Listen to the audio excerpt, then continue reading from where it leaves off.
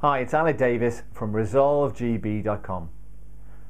Tackling a difficult conversation with a suspicious and mistrustful mindset is going to end in disaster. Approaching it with genuine curiosity will guarantee that you get something productive from the conversation, but it's not an easy task. When we're suspicious of someone's motives and intention, three things happen that are just not helpful for us in our difficult conversations. First, we naturally become guarded, which means we're less likely to take risks and therefore lose our inclination or willingness to be vulnerable in our conversations.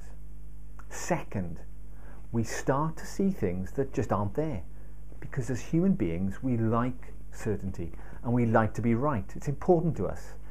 So it's in our interests to look for things, however remote, however disconnected to reality, just to confirm our suspicions. So when we're having the conversation, we can say to ourselves, see, I was right. They are in it for themselves. And third, when we combine this sense of being guarded with this unconscious desire to distort our reality, we miss the opportunity to learn and grow from difficulty. Ideally, I would like for every difficult conversation to reach a mutually satisfactory conclusion. In other words, both people walking away having reached an outcome that meets their interests. But in reality, we can't control other people. We can only control our own thinking, our own behavior, and therefore maximize the chances of influencing our outcomes. So at the top of your list of outcomes from a difficult conversation should be to learn something that would be valuable to you in the future and would, however small, help you avoid ending up in situations that you may be currently finding yourselves in.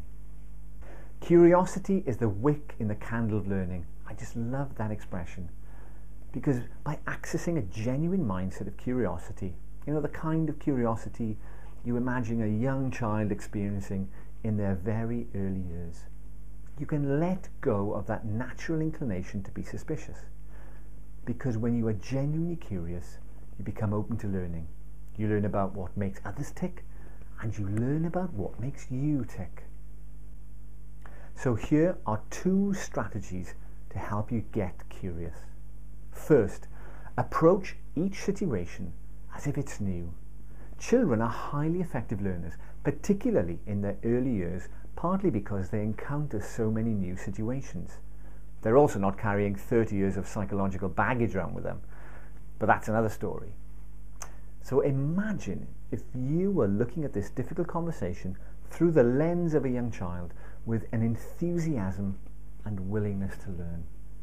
Second, sweep for blind spots. Assume that there's a glimmer of possibility that you've missed something, despite how convinced you might be to the contrary.